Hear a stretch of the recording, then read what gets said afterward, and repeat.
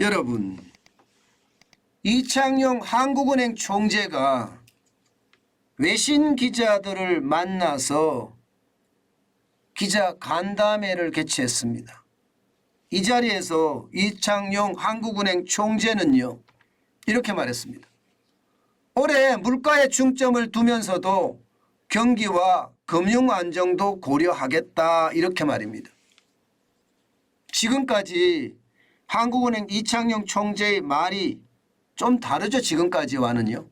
지금까지는 어땠습니까? 경기보다는 물가다, 이렇게 계속 이야기했습니다. 경기보다는 물가다. 그런데 지금은 경기와 금융 안정도 고려하겠다, 이런 표현을 썼다는 것은 여러분, 결국 경기 침체에 어떻게 대응할 것인가? 금융 안정이면 부채거든요. 가계부채나 기업부채에 대해서 어떻게 대응할 것인가? 여기에 대해서도 고민을 한다는 뜻이니까 결국 말입니다. 금리 안 올리겠다, 여기에 방점을 둘 수 있는 이야기입니다. 왜냐하면 경기가 여러분, 경기가 여러분도 알다시피 장난 아니거든요. 경기가 여러분, 이거 한번 보세요. 세계 주요 투자은행들 대한민국의 경제성장률 전망 평균이 1.1%입니다. 굉장히 낮습니다. 시티은행 같은 경우는 0.7%고요. 뱅크 오브 아메리카 메릴린치는 그나마 1.9%로 높게 보고 있습니다. 그러나 골드만삭스, JP모건은 1.4%고요. 바클레이즈도 1.3%입니다. UBS 스위스은행입니다. 1.1%입니다. 노무라 증권은 마이너스 0.6%의 마이너스. 그것도 말입니다. 노무라 증권은 이거를 줄인 거예요. 마이너스 1.3%에서 마이너스 1.6%로 줄였습니다. 그러니까 경기가 지금 굉장히 어려워진다는 거예요. 심지어 말입니다. 한국은행은 경기를 어떻게 봤습니까? 1.7%로 보고 있죠. 정부는 1.6%로 보고 있고요. 그런 것을 감안해 보면 한국은행 이창용 총재 이야기, 경기 감안하겠다, 경기 떨어진다, 그러면 지금 금리를 내려서 뭐 이런 이야기도 할 수 있죠. 금리를 내려서 경기를 부양시키겠다, 이런 생각도 이 안에 포함이 되어 있다, 이렇게 생각이 들거든요. 그만큼 말입니다. 시장 어떤 분위기가 굉장히 달라지고 있다는 뜻이에요. 게다가 금융 안정에 노력하겠다, 이 말도 말입니다. 여러분, 이거 한번 보세요. 가계 신용위험 지수가 2023년 1분기에 44를 기록하고 있습니다. 44. 굉장히 높은 수치입니다. 카드 대란 때 44였거든요. 금융위기 때도 31이었고요. 코로나19의 위기 때도 40이었습니다. 그런데 지금 현재 44예요. 쉽게 말하면 부채 폭발이 그렇게 멀리 있지 않다, 이렇게 이야기할 수 있나요? 부채 폭발이. 그러면 부채 폭발이라는 게 뭡니까 여러분? 결국 금융 안정이잖아요. 금융 안정을 고려하겠다, 이 말의 뜻은 부채 폭발을 막겠다.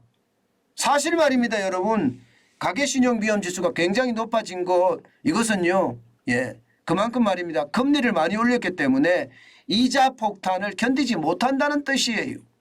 여러분도 알다시피 결국 말입니다.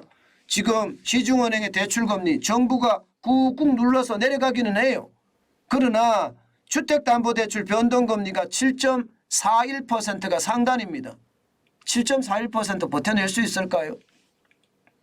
제조업 있잖아요. 제조업의 평균 이익률이요, 5%가 안 되는 경우도 많습니다. 제조업 공장을 하면서 말입니다. 주식 투자에서 평균 이익이 5% 안 되는 경우도 많습니다. 그러면 7.41%면 진짜 장난 아니라는 거 아니에요. 부담이 엄청 된다는 이야기잖아요. 주택담보대출 고정금리도 6.96%입니다. 적지 않습니다. 전세대출도 상단이 7.24%예요. 신용대출 금리도요, 상단이 6.66%입니다. 다 5%가 넘습니다. 그러니 시장에 영향을 미칠 수밖에 없겠죠.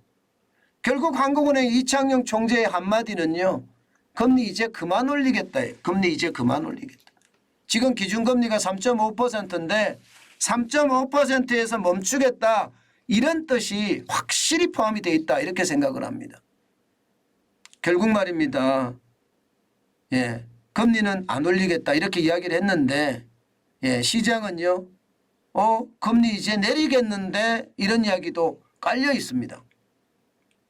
이창용 한국은행 총재 이야기가 물가에 중점을 두면서도 경기와 금융 안정을 고려하겠다 이 말은요. 결국 말입니다.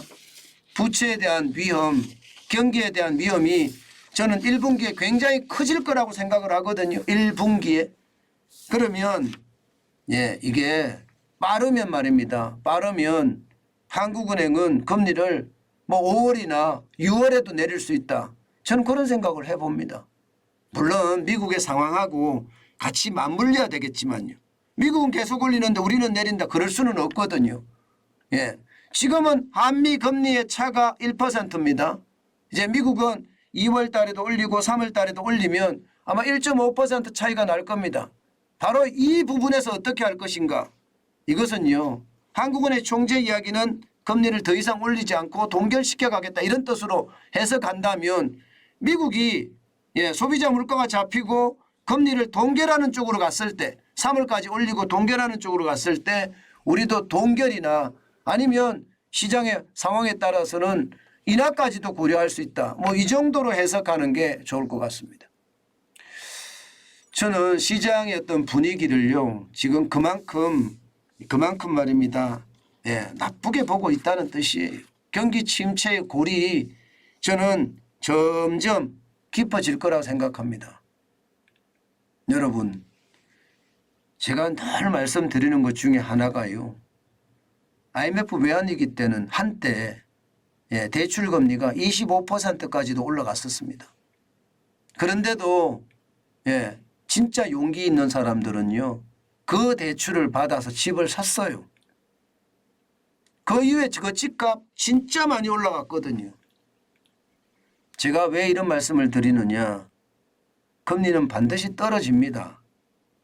시장은 언젠가는 예, 금리가 떨어져서 경기 침체에 저는 보정을 할 거라고 생각을 해요. 그러면 우리가 어떻게 해야 될까요? 저는 비투하라고 이야기하고 싶지는 않습니다. 예, 주식 자체가 비투하기에는 굉장히 무리가 따르니까요. 그렇지만 부동산 시장은 그 어느 때보다 예, 호시우보라고 했죠. 아주 날카로운 매의 눈으로 말입니다. 예, 시장을 들여다봐야 된다는 뜻입니다. 예, 호랑이 눈으로 우보 예, 소의 발걸음처럼 걸어가라는 뜻이니까요.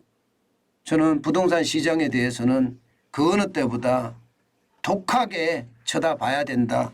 그 말씀 다시 한번 올립니다.